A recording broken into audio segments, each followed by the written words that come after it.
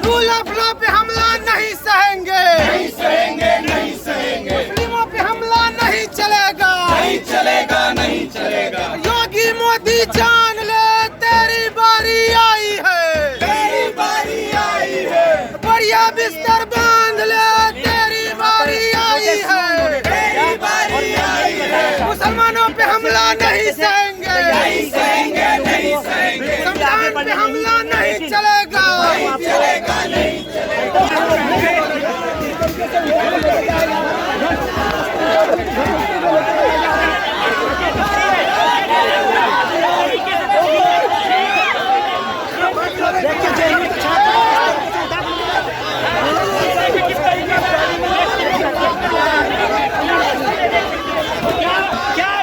भाई उसका गला तो क्या गला तो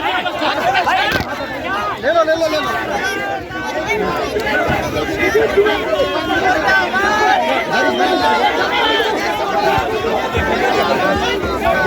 कल जो बुलडोजर चला है वो बुलडोजर किसी फातिमा के घर पे सिर्फ नहीं चला है, ये बुलडोजर इस देश के संविधान पे चला है, रूल ऑफ लॉ पे चला है, इस देश के लोकतंत्र पे चला है।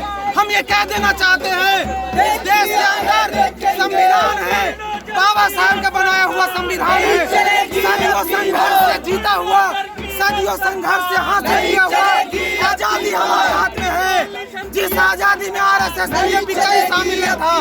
इसीलिए हम ये कहना चाहते हैं कि इस देश में कोर्ट कचहरी के ऊपर बुलडोजर नहीं चलेगा। भर में जो फैले हुए हैं इनके थीम उनको गिरफ्तारी हो और तुरंत ऐसे लोगों जिनका घर तोड़ा गया है घर मुकम्मल हो, और बुलडोजर का न्याय नहीं चलेगा। लोग परमिशन हम एक लाइन में आज ये कहने आए हैं। आप लोगों को परमिशन नहीं था प्रोटेस्ट करने का, एक बस भर के जा चुकी है, दूसरी बस आने वाली है, क्या कहना चाहेंगे? ले जाए जेल के अंदर बंद कर दे। जिस देश में हमारे पड़ोसी का घर तोड़ दिया गया, उनको सड़क पे रख दिया गया, हम उसके बगल में चैन से कैसे सो सकते हैं? ये कहीं से भी मानवीय नहीं है। ये अमानवीय सरकार के खिलाफ पूरे देश में आंदोलन चलेगा और इस जेल कानून डिटेंशन उसको कहीं से रोक नहीं सकता है, 144 कहीं से रोक नहीं सकता है। आज पूरे देश में प्रोटेस्ट हो रहा है, चाहे योगी सरकार 144 लगा दे। और ये बता देना चाहते हैं ये देश की लोकतंत्र, इस देश का संविधान बहुत संघर्ष और शिद्दत से प्राप्त हुआ है।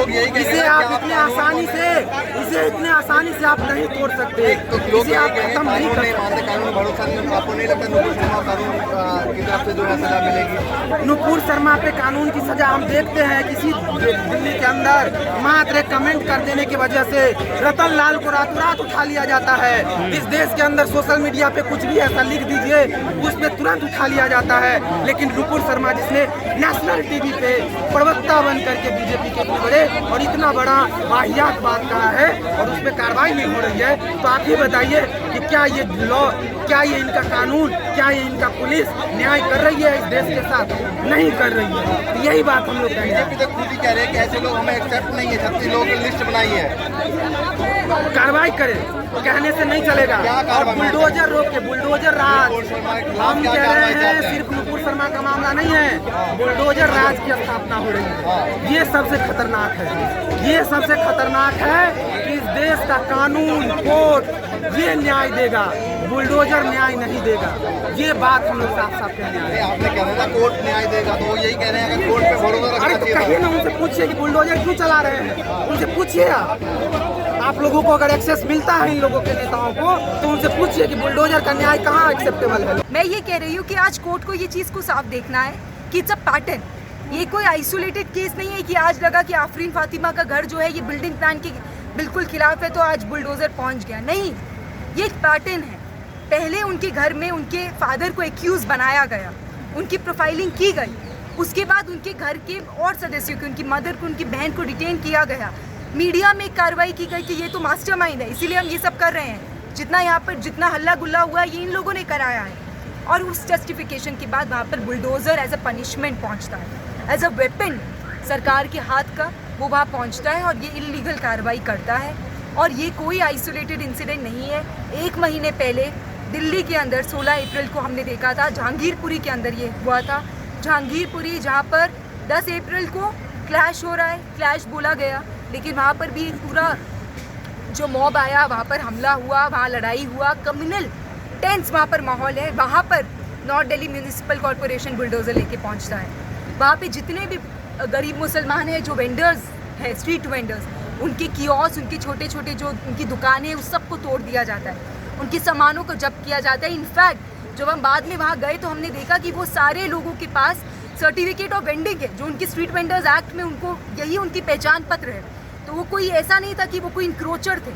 तो ये कोई आइसोलेटेड एक्ट नहीं है, ये प्री मेडिएटेड एक्ट है जिसमें स्टेट आपको क्रिमिनल बना रही है और आपको पनिशमेंट दे रही है। लेकिन खारगोन से लेके जहांगीरपुरी तक और जहांगीरपुरी से लेके आज आफरीन फातिमा के घर तक, जावेद जी के घर तक, ये एक पैटर्न है। और कोर्ट को इसको एक क्रोनोलॉजी की तरह, एक चेन की तरह, जहाँ पर कांस्टेंट वायलेशन हो रहा है, मुसलमानों के खिलाफ की वायलेशन हो रहा है, उनके घरों को देखकर, उनकी प्रोफाइलिंग करके वायलेशन हो रहा है। इस चीज़ को बोलना पड़ेगा, आइडेंटिफाई करना पड़ेगा और इस मुगालते में नहीं रहना कि ये सम आइसोलेटेड कार्रवाई यहाँ पर कोई कॉर्पोरेशन कर रहा है क्योंकि ये सारे इंक्रोचर्स हैं। तो ये देखना बहुत ज़रूरी है। अदरवाइज़ आई थिंक हम बहुत ज़्यादा डेंजरस टाइम में हैं।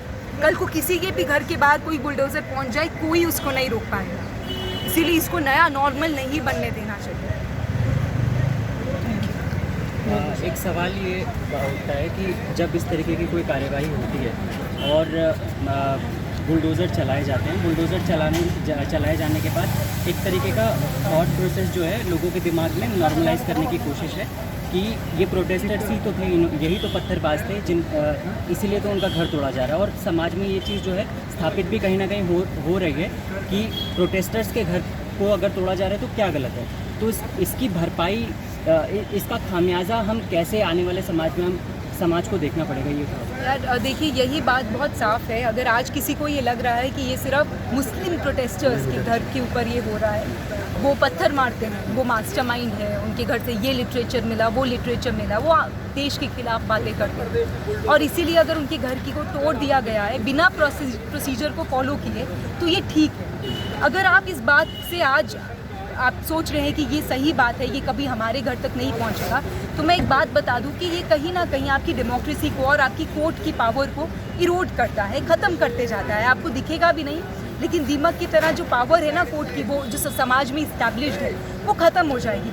तो कल को अगर किसी भी तरह से आपके घर के पास आता है, या घर भी मानिए छोड़ दीजिए, अगर आप कोई छोटी सी दुकान भी लगाते हैं बाहर, आप आइसक्रीम बेचते हैं या आपका छोटा सा, आप 25 साल से या 30 साल से आप छोटा सा कोई दुकान लगा रहे हैं और कल को वहाँ पे आके, जूस का ही दुकान है, वो वहाँ पर आकर बुलडोज़र ले आता है और आप बोलें कि नहीं नहीं देखिए मेरे पास ये कागज़ है, बी कागज़ है, सी कागज़ है, तो कोई आपका साथ नहीं दे पाएगा क्योंकि कोर्ट जो है वो इस पूरे मामले में अपनी पावर को खो चुका होगा और वो ये बोलेगा कि ठीक है, ये भी तो एक आप शायद इंक्रोचर होंगे और ये जो कार्रवाई हो रही है सही है।